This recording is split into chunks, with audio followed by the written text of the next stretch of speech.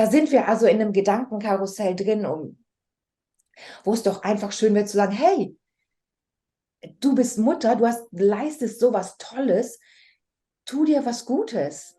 Hallo und herzlich willkommen bei Loslassen und gemeinsam wachsen, deinem Podcast rund um bewusste und bedingungslose Elternschaft. Mein Name ist Manuela Festel, ich bin Mama, Mutmacherin und vor allem Mentorin für achtsame Kommunikation und gewaltfreie Konfliktlösung mit Kindern. Und genau darum geht es auch hier in diesem Podcast. Ich zeige dir, wie du deinen Weg in eine bewusste, authentische und bedingungslose Elternschaft findest und Konflikte schließlich mit deinem Kind achtsam, respektvoll und gewaltfrei lösen kannst. Ganz ohne Schimpfen und Bestrafen. Bist du bereit? Na, dann lass uns loslegen. Hallo, herzlich willkommen. Schön, dass du heute hier bist in dieser wunderbaren Podcast-Episode, in der es um die Klamotten geht, um unsere Kleidung. Ich freue mich riesig, dass ich Ingrid Angern hier für dich zu Gast habe und im Podcast begrüßen durfte. Ich wollte sie schon so lange einladen und es hat endlich geklappt. Heute ist es also soweit. In unserem Gespräch dreht sich alles um das Thema Outfit, Kleidung und natürlich, welche Bedeutung unser Aussehen, unsere Kleidung, unser Outfit auf und für unsere Persönlichkeit hat. Ingrid ist ausgebildete Designerin und arbeitet als Personal Stylist. Sie unterstützt Frauen dabei, eine Garderobe zu entwickeln, die zum jeweiligen Menschen passt, also zur Persönlichkeit passt. Es geht also darum, herauszufinden, welche Sprache wir sprechen durch unsere Kleidung. Also was sagt meine Kleidung über mich aus? Und Ingrid möchte eben Frauen hier ermutigen, sich selbstbewusst in ihrer Kleidung auszudrücken und durch die Kleidung, durch das Outfit, durch den jeweiligen Stil zu sagen, wer man sein will oder wer man eben ist. In diesem so erfrischenden Interview sprechen wir darüber, wie sich der persönliche Stil natürlich im Laufe des Lebens verändern kann. Unbedingt schauen wir natürlich auch auf das Thema Mama sein, Mutterschaft, welche Herausforderungen Mutterschaft eben für uns Frauen mitbringt und warum wir vielleicht auch in der Optik hier unser Bedürfnis oder unsere Bedürfnisse vernachlässigen. Wir erkunden zusammen, wie Kleidung als Ausdruck der Persönlichkeit dienen kann und wie wir uns selbst mehr Raum geben können, um uns wirklich zu lieben und auszudrücken. Ich wünsche dir viel Spaß bei dieser ermutigenden und inspirierenden Folge, in der es um den Ausdruck unseres Seins geht, in Form von unserem Styling. Ich wünsche dir ganz viel Spaß bei dieser Podcast-Episode. Liebe Ingrid, ich freue mich riesig, dass du da bist, hier bei mir im Podcast Loslassen und gemeinsam wachsen. Ich freue mich tatsächlich schon sehr lange. Ich hole gleich mal kurz aus, bevor ich an dich weitergebe. Ich habe mir hier in meinen Notizen aufgeschrieben, kein Witz, 12.10. Also wir nehmen das ja jetzt auf. Die Podcast-Folge wird Anfang Dezember rauskommen. Es ist schon ein paar Wochen her, da saß ich mit meinem Mann im Auto. Wir haben die Kinder bei der Oma geparkt, sind abends weggegangen auf ein Konzert. Und dann habe ich den ganzen Weg meinem Mann erzählt, die Ingrid im Style Me Happy Club, das ist so cool, weißt du. Und dann kommt die so auf Ideen, da wäre ich im Leben nie drauf gekommen, dass ich zum Beispiel einfach die Hose, die mir gefällt, zweimal kaufe. So, einmal für hohe Schuhe anpassen lassen und einmal für kurze. Und es war so herrlich. Und ich habe damals schon gesagt, ich freue mich schon so sehr, die Ingrid dann mal für den Podcast zu interviewen, weil es so ein Spaß ist.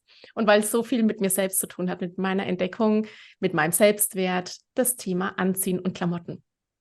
Deswegen bist du hier.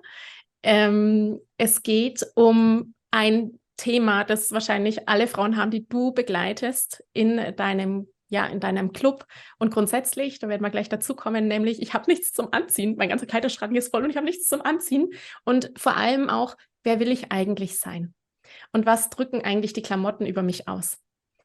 Ich bin zu dir gekommen, liebe Ingrid, als ich auf der Suche war, genau nach dir letztendlich im Internet, ich habe dich gegoogelt, mich durchrecherchiert, weil ich für mein Fotoshooting überlegen wollte, wenn ich jetzt ein Fotoshooting mache, wie will ich denn da eigentlich ausschauen? Ich muss mich ja quasi schon überlegen, welche Klamotten ich anziehe und dann bin ich eben zu dir gestoßen und ich bereue keine Sekunde. Es macht so viel Freude, es ist so schön. So, long story, liebe Ingrid. Schön, dass du da bist. Danke dir für die liebe Vorstellung, Manuela. Das ist ja Ja. wirklich herzig. Danke dir vielmals. Ähm, Wir hatten es gerade schon, gell, dass ich gesagt habe, am Wochenende war ich in der Schweiz, wo du herkommst, mit einer Arbeitskollegin, die ganz viel geschimpft hat darüber, dass ihre Klamotten nicht passen und sie so unglücklich ist. Und ich meinte, du musst auch mal zu Ingrid. Und sie, nein, ich will nicht schon wieder zu einem Stilberater. So, jetzt schmeiße ich den Ball direkt zu dir rüber, liebe Ingrid. Ja, Stilberater. du hast ganz, ganz viele wichtige Stichworte schon gebracht, die ich so, so oft höre. Mhm. Und im Grunde genommen geht es darum, ich bin gelernte Designerin, studierte Designerin und ich komme aus dieser typischen Maschinerie, die du gerade angesprochen hast, wenn du sagst, voller Schrank, aber nichts anzuziehen. Ja. Immer mehr Kleidung entwickeln, designen und den Leuten erzählen, sie müssen mehr kaufen, sie müssen mehr Mhm. kaufen. Das ist der einzige Weg zur Glückseligkeit. Ja. Und das führt genau dahin, was du gerade Ja. gesagt hast. Wir haben jede Menge Sachen, die an irgendeiner Werbekampagne toll aussahen, die am Mhm. Mannequin toll aussehen, Ja. die mit uns selbst gar nichts mehr zu tun haben, mit dem, was wir eigentlich wollen, die uns eigentlich sehr stark aufgedrängt werden von Mhm. außen. Dazu kommt ja, dass Kleidung sehr günstig geworden ist in den Oh letzten ja. Jahrzehnten. Früher haben wir einfach prozentual viel mehr Geld für viel weniger Kleidung ausgegeben. Mhm. Und das führt natürlich auch dazu, dass wir Kleidung nicht mehr so wertschätzen. Mhm. Das ist Mal ein hier was Wegwerfprodukt, gell? mitgenommen, Ja. es wird mal da was mitgenommen und dann ist da dieser Mischmasch im Kleiderschrank, Ja. den du gerade angesprochen hast. Und es hat einem vielleicht im Laden gefallen, weil es da natürlich toll dekoriert war. Mhm. Aber zu Hause im eigenen Schrank macht es irgendwie alles keinen Sinn mehr. Die Farben passen nicht zusammen. Mhm. Es passt uns nicht mal mehr so gut. Wir wissen nicht, wie wir kombinieren sollen. Und so fand ich eben, ich möchte da raus aus diesem immer mehr produzieren, immer mehr verkaufen, Hamsterrad. Ich Mhm. sehe, dass ich da mehr Probleme für die Kundinnen, für die Konsumentinnen eigentlich kreiere als Lösung. Ja. Und ich möchte den Frauen zeigen, wie sie eigentlich, wenn sie von sich ausgehen, mit ein bisschen mehr Selbstbewusstsein, eine Garderobe zusammenstellen, die viel kleiner ist wahrscheinlich, höchstwahrscheinlich, als das, was sie jetzt haben, Ja. aber einfach schöner kombinierbarer, einfacher kombinierbar, schneller kombinierbar und die uns einfach glücklich macht, weil die einfach so zu uns passt, zu unserer Persönlichkeit. Ja. Und weil die eben ausgewählt ist. Das kann man einfach ganz gut so zusammenfassen. Eine für dich ausgewählte Garderobe, als ein bisschen was von all dem, was da draußen so rumschwirrt. Ja, und so habe ich dann beschlossen, eben Personal Stylist zu werden. Mhm. Eben nicht Stilberater. Dann fragen mich immer ganz viele, ja, was ist denn der Unterschied zum Stilberater? Eigentlich, ich sage, kein großer Unterschied. Die Sache ist, der Stylist und der Stilberater, die haben, oder die Stylistin, die Stilberaterin, haben Mhm. ein Ziel, dass die Kundin sich wirklich wohl und toll und strahlend fühlt in ihrem Outfit. Also das Ziel ist mal genau das Gleiche. Es ist aber so, dass mit dem Begriff Stilberatung oftmals ein bisschen ein veraltetes Modell darunter verstanden wird. Ja. Natürlich haben sich auch viele Stilberaterinnen toll weitergebildet, weiterentwickelt und nicht alle arbeiten so, wie man das klischeehaft kennt. Aber es ist eben doch sehr stark so behaftet nach diesem, ich gucke dich an, ich gucke, was dein Körper ist der kurvig, ist der gerade, ist der klein, ist der groß und dann teile ich dich irgendwelchen Stilen zu. Dann bist du, wenn du mehr Busen und mehr Taille hast, dann bist du, jetzt ganz platt gesagt, Ja. der romantische Typ und wenn du eher gerade geschnitten bist, dann bist du der sportliche Typ. Ja. Und dann gibt es noch 2, 3 andere, aber das ist es im Großen und Ganzen und das ziehst du dann bitte schön an, ob dir das gefällt oder nicht, ob das deiner Persönlichkeit entspricht oder nicht, das ist dann dein Stil. Das ist, was viele Menschen eben mit Stilberatung in Verbindung bringen. Und so lief das früher auch. Es war sehr, sehr äußerlich. Du siehst so und so aus, also trägst du das. So Und kategorisiert, ne? Schublade auf quasi, Mensch genau, rein, Klamotten an, Schublade zu. genau. Ja. Und ja, das Ähnliche bei der Farbberatung. Du hast ja dieses wunderbar dunkle Haar. Du bist jetzt jemand, der würde man dann direkt mit Knallfarben kommen, mit Fuchsia, mit Türkis. Aber mir sind schon viel zu viele Kundinnen begegnet, die sagen, das ist mir zu grell. Ich fühle mich dann Mhm. ausgestellt. Die Leute gucken mich an. Und da kann ich als Stylistin noch so oft sagen, das steht dir aber toll, das steht dir aber toll. Mhm. Wenn du dich Wenn die es dazu nicht nicht fühlen, gell? wohlfühlst, Ja, dann funktioniert die ganze Kiste nicht. ja, Und obwohl diese Begriffe so ähnlich sind, Stilberater, Personal Stylist, habe ich mich dann entschieden, ich möchte als Personal Stylist auftreten, weil mir die Persönlichkeit das Allerwichtigste ist. voll Wir schön. gucken erstmal, wer bist du? Was willst du als Mensch? Wie siehst du dich? Was möchtest du ausstrahlen? Was sind deine Werte? Und das kommunizieren wir dann über deine Kleidung. Natürlich nehmen wir Rücksicht auf den Körper. Wir gucken, dass die Schnitte schön zu deinem Körper passen. Aber das ist ein zweiter Schritt. Und das ist nicht die erste Priorität. Die erste Priorität ist, dass du dich zu Hause fühlst in deiner Kleidung. Wenn du in Ja, den Spiegel guckst, dass du sagst, wow, das bin ich, so will ich sein. Und das kommt eben aus uns, aus unserem Wesen, aus unserer Persönlichkeit und nicht breite Hüfte, schmale Hüfte. das stimmt. Ja, das so ein kleines bisschen zu mir und zu den Begriffen Personal Stylist, genau. Das Spannende, was du gerade gesagt hast, ist, wir kommunizieren quasi das, wer wir sein wollen oder wie wir uns fühlen über die Kleidung. Das ist ja auch was ganz Dynamisches. Also Ja. ich habe ja Tage, da fühle ich mich irgendwie ganz leuchtend und im Zyklus bin ich gerade in der Mitte und fühle mich richtig stark und präsent und auch irgendwie vielleicht sexy, ja, und da möchte Reize und Blicke auf mich bringen. Und es gibt Tage, da fühlt man sich irgendwie die graue Maus. Und gleichzeitig haben wir ja auch Lebensabschnitte. Also wenn ich jetzt daran denke, dass hier wahrscheinlich sehr viele Frauen zuhören, Mütter zuhören, gibt es Lebensabschnitte, wo man sagt, boah, ich bin gerade irgendwie Mama und ja, ich weiß gerade gar nicht mehr, wer ich eigentlich bin in meiner neuen Rolle. Ich war mal eine Frau und ich war mal attraktiv und jetzt bin ich irgendwie eine Mama, die stillt und hat irgendwie Essensflecken überall. Es gibt ja auch so verschiedene Lebensphasen, in denen wir auch unterschiedliche Persönlichkeiten nach vorne bringen. Ja, auf jeden Fall. Also Stil ist definitiv etwas Dynamisches, was sich über das Leben auch verändert. Ja. Meistens verändern wir uns nicht um 180 Grad, aber das wird immer wieder mal ein bisschen angepasst. Mhm. Und da gibt es so kleine Verschiebungen. Und oftmals sehe ich, dass wir, je älter wir werden, wie schön, auch mutiger werden und mehr sagen, jetzt komme ich, jetzt gucke ich mal auf Ah, mich. schön. Und Ja. es wird mir weniger und weniger wichtig, was jetzt die Nachbarn sagen, wenn ich jetzt Mhm. eine knallige Hose anhabe, wo man sich vielleicht in jüngeren Jahren noch ein bisschen mehr angepasst hat. Also da finden definitiv immer Verschiebungen statt und deswegen ist es ganz, ganz interessant und wichtig, dass man sich da ein bisschen selbst beobachtet und reflektiert, was tut mir eigentlich gerade gut. Und Mutterschaft, das ist natürlich das Heikelste von allen Themen, die du gerade angesprochen hast. Wirklich. Ähm, Wenn ich da ein kleines bisschen ausholen Ja, darf für deine gerne. Mütter Total gerne. in der Community, die uns Ja. zuhören, da fällt mir wirklich vieles, vieles auf. Und zwar, wenn Mütter zu mir kommen, dann ist fast immer der erste Satz, meine Kinder sind mir das Wichtigste. Und dann sage ich, ja, gut. Ja. Aber dann hörte ich diesen Satz wieder und wieder und Mhm. wieder.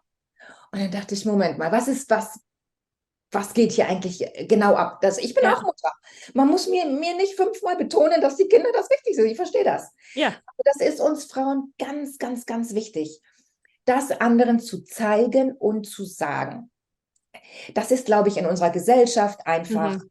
ähm, das Erwartete.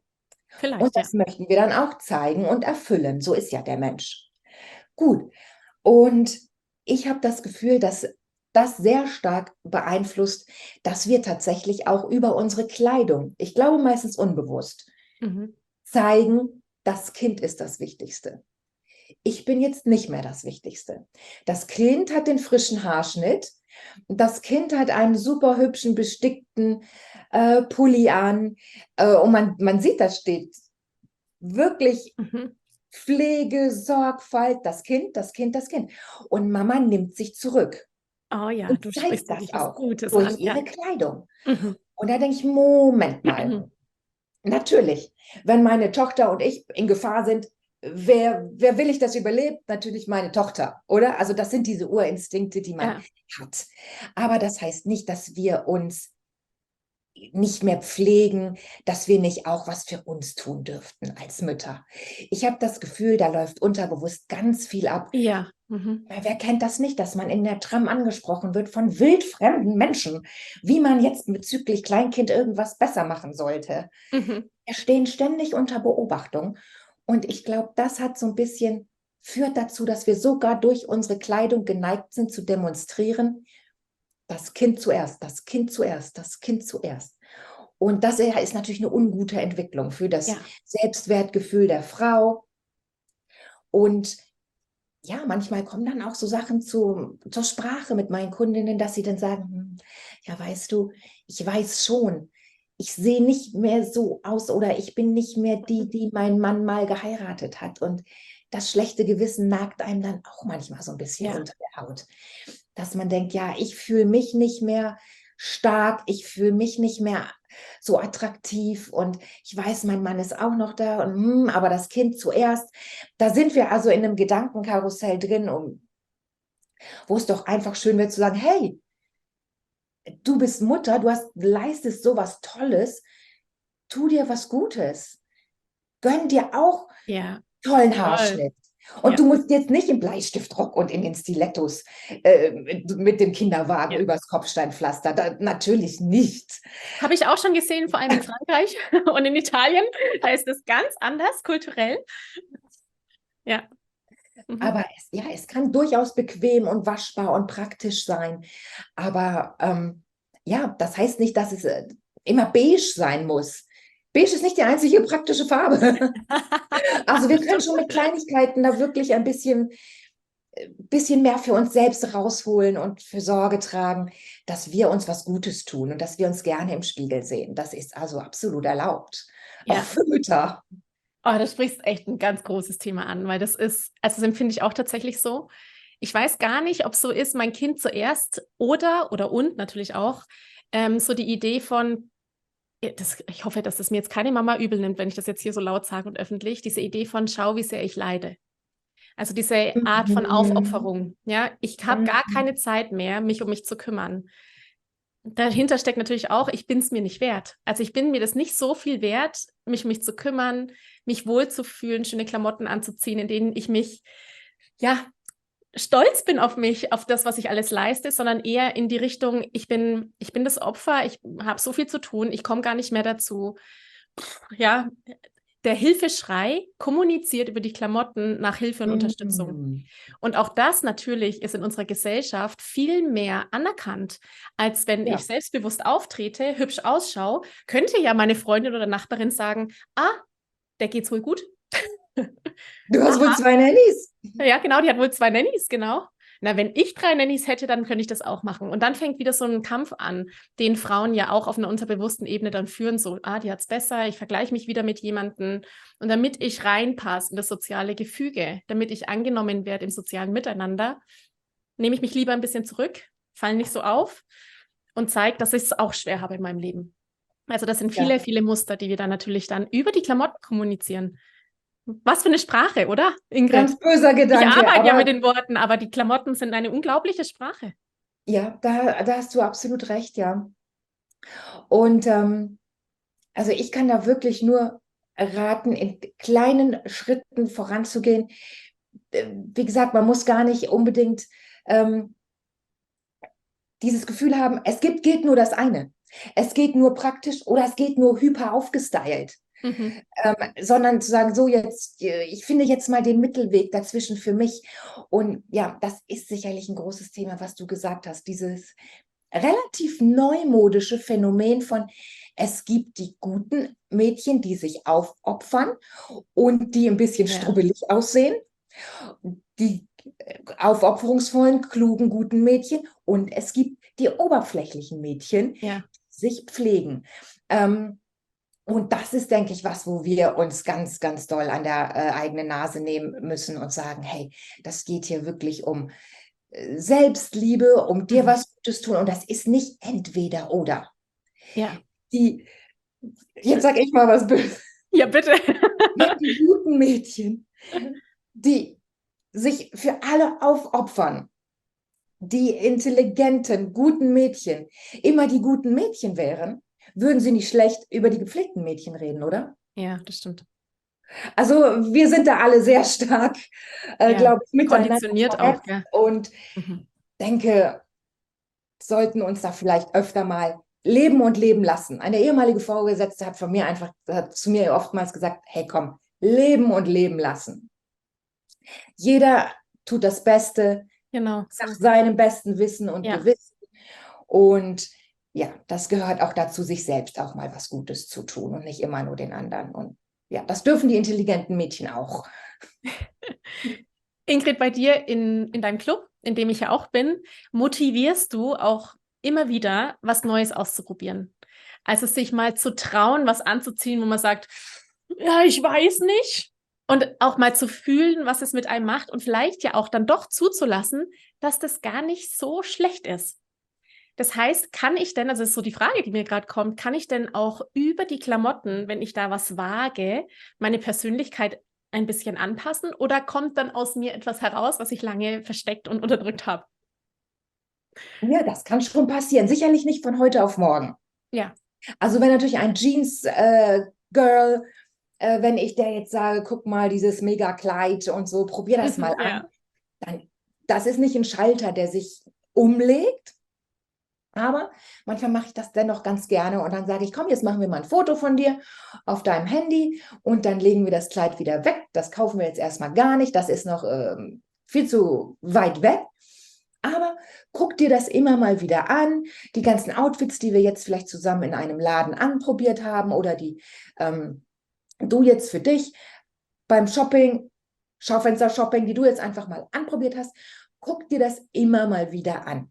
Und dann gewöhnen wir uns an Ja. uns Outfits. in anderen Outfits. Ja. Dass wir da eine Person sehen, die war uns noch fremd vor kurzem, haben wir gesagt, das bin ich nicht. Und es dauert ein paar Wochen, bis wir sagen, Ja. eigentlich war es ja doch nicht so schlecht. Wir sind einfach mega gewöhnt an das, was Ja. wir anziehen. Die meisten von uns nehmen Sachen aus dem Schrank, ziehen die an, ohne nachdenken. Das ist die pure Definition einer Gewohnheit. Mhm. Wir vollführen eine Handlung, ohne darüber nachzudenken. Ja. Die Und Manager, also nur mal so, Manager hier, Mark Zuckerberg, Steve Jobs, die haben ja auch immer dieselben Klamotten an. Eben ja, genau deswegen, weil ich nicht mehr drüber nachdenken muss und damit meine Entscheidungskompetenzen für andere wichtigere Entscheidungen aufheben kann. Also wir ja, haben ja quasi in uns drin eine gewisse Anzahl an Entscheidungen, die wir tagtäglich treffen können. Ich glaube, 15 Minuten freien Willen haben wir pro Tag. Und wenn oh, das ist der wenig. Rest ist Gewohnheit. Und wenn wir quasi diese 15 Minuten vom Kleiderschrank verblöbbern, dann habe ich gar keine Kraft mehr für andere wichtige Entscheidungen, die am Tag anstehen. Und deswegen haben Manager zum Beispiel immer wieder 20 Mal das gleiche schwarze T-Shirt oder den Hoodie, weil sie nicht mehr drüber nachdenken müssen. Ja. Aber sie haben oftmals im Vorfeld sehr genau darüber nachgedacht. Ja, Was soll meine Uniform sein? ja, genau. Oder in manchen Fällen wurden natürlich auch beraten. Bei Mhm. vielen Managern mit Anzug hat sich das, Ja, ja, oder? Ist ja, das seit Jahrzehnten so, ja. das ist, was man macht. Sehr einfache Kiste. Und sicher, am Anfang braucht das etwas Hirnschmalz, Mhm. mir zu überlegen, was will ich eigentlich, was tut mir gut. Und das üben wir aber eben auch über diese Fotos zum Beispiel, bis einem das sozusagen in Fleisch und Blut übergeht, eine neue Gewohnheit wird. Ja, Bis wir ganz selbstverständlich zu mehr Farben greifen, bis wir wissen, diese Hose, wenn diese Hose, dann dieses Oberteil. mhm, Das genau. ist eine Gewohnheit, die wir ablegen und eine neue Gewohnheit etablieren, ein bisschen mehr Mut fassen. Ja, am Anfang ist es ein bisschen Arbeit, aber dann soll es eben uns leicht von der Hand gehen. Das ist auf jeden Fall die Idee. So schön. Und es macht unglaublich viel Freude. Das ist schön, das freut mich.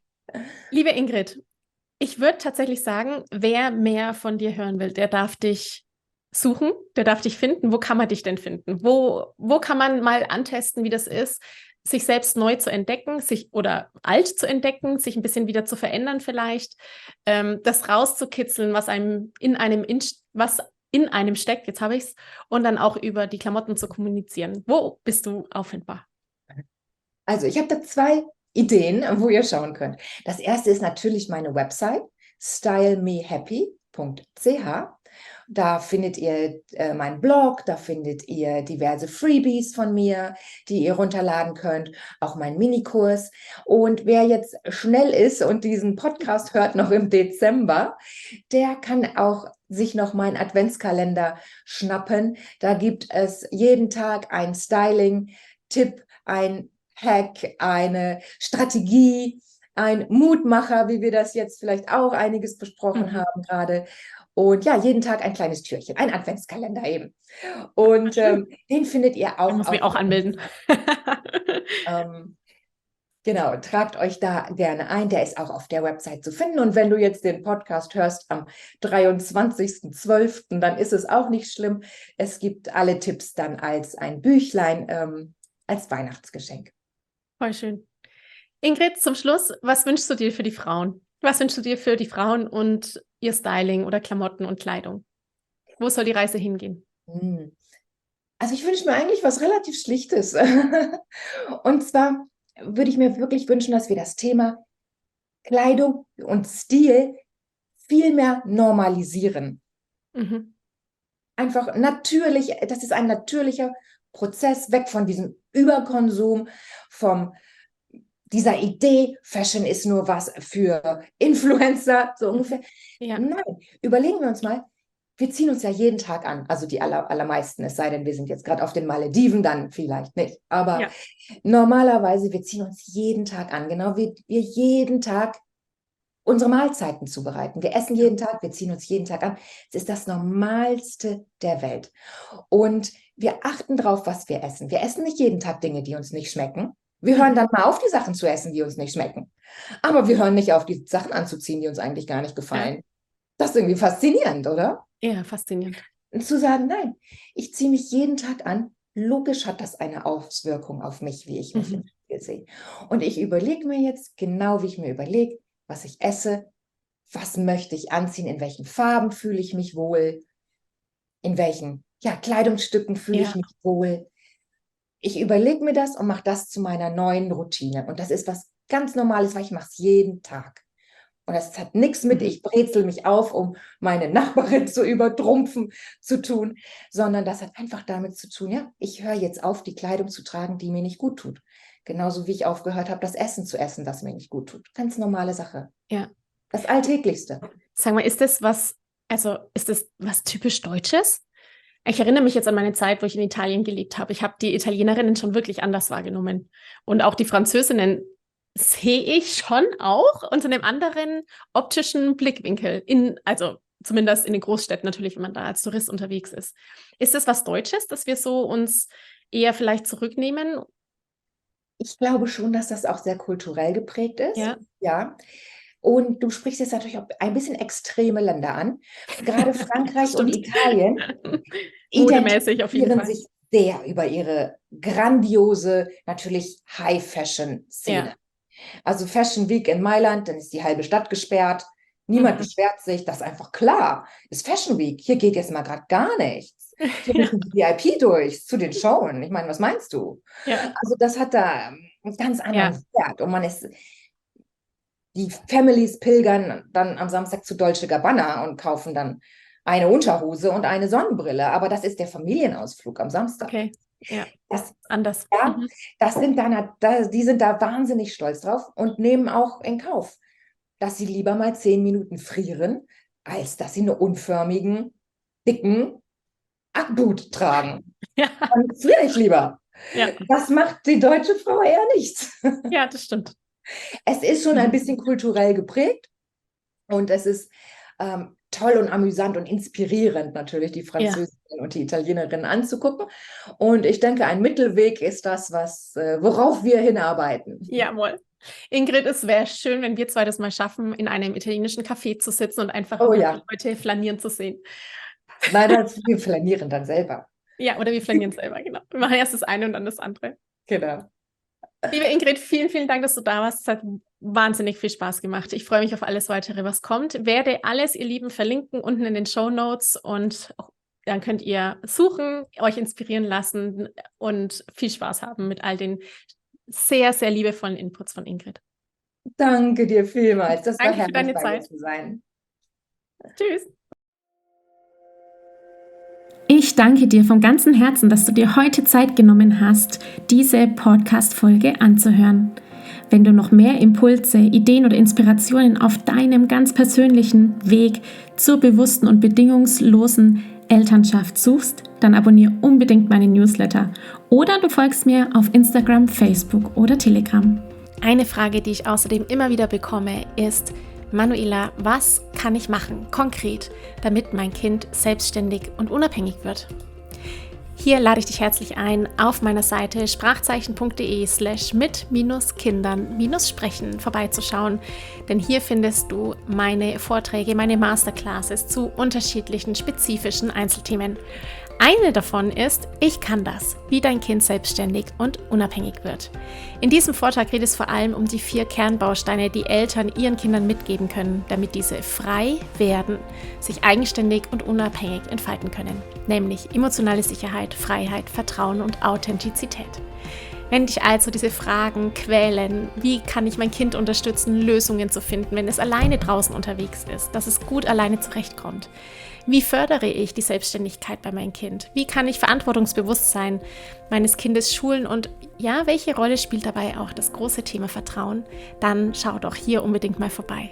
Ich kann das, wie dein Kind selbstständig und unabhängig wird, ist mein Vortrag, meine Masterclass, die du 12 Monate zur Verfügung hast, alle Folien downloaden kannst und außerdem ein Gutschein bekommst in der Höhe von 97 € der Masterclass, die du dann innerhalb der nächsten 6 Monate für ein Einzelcoaching oder natürlich auch für mein Gruppenprogramm Gemeinsam wachsen anrechnen lassen kannst. Wenn auch du mal eine Frage stellen möchtest, dann komm am besten auf meine Warteliste von Gemeinsam wachsen, meinem 12-wöchigen Mentoring-Programm von der Wut zu Respekt und liebevollen Eltern-Kind-Kommunikation. Das findest du unter sprachzeichen.de/gemeinsam-wachsen-Warteliste. Wenn dir die Folge gefallen hat, freue ich mich natürlich riesig über einen Kommentar und natürlich, wenn du die Folge bei deinen Freunden und Freundinnen teilst und meinen Podcast abonnierst. Jetzt wünsche ich dir aber alles Gute. Wir hören uns sicherlich bald. Viele liebe Grüße. Ciao, ciao.